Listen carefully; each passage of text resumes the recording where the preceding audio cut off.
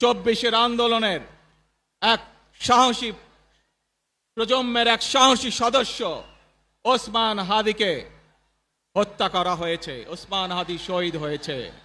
প্রিয় ভাই বোনেরা, ওসমান হাদি চেয়েছিল এই দেশের মানুষের জন্য গণতন্ত্র প্রতিষ্ঠিত হোক, এই দেশের মানুষের গণতান্ত্রিক অধিকার প্রতিষ্ঠিত হোক, এই দেশের মানুষ তাদের গণতান্ত্রিক এবং অর্থনৈতিক অধিকার ফিরে পাক।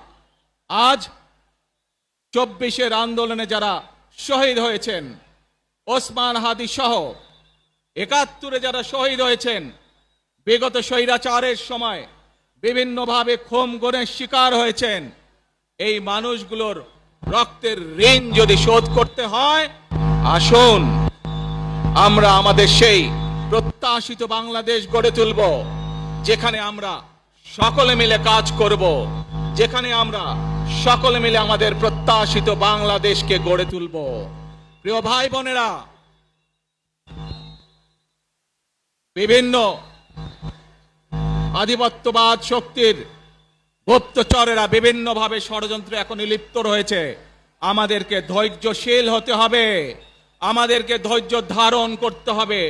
বিশেষ করে তরুণ প্রজন্মের যে সদস্যরা আছেন, আপনারাই আগামী দিন দেশকে নেতৃত্ব দিবেন, দেশকে গড়ে তুলবেন।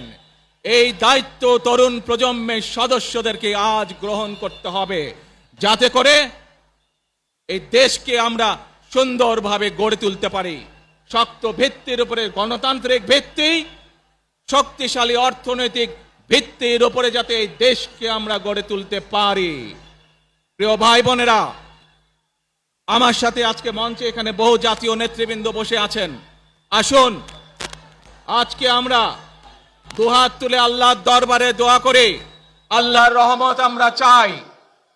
যে সকল জাতীয় নেতৃবৃন্দ এই মঞ্চে আছেন, মঞ্চের বাইরে যে সকল জাতীয় আরো নেতৃবৃন্দ আছেন, আমরা সকলে মিলে এই দেশকে নেতৃত্ব দিয়ে আমাদের বাংলাদেশের জনগণের প্রত্যাশিত সেই বাংলাদেশকে আমরা গড়ে তুলতে চাই। আমাদেরকে যে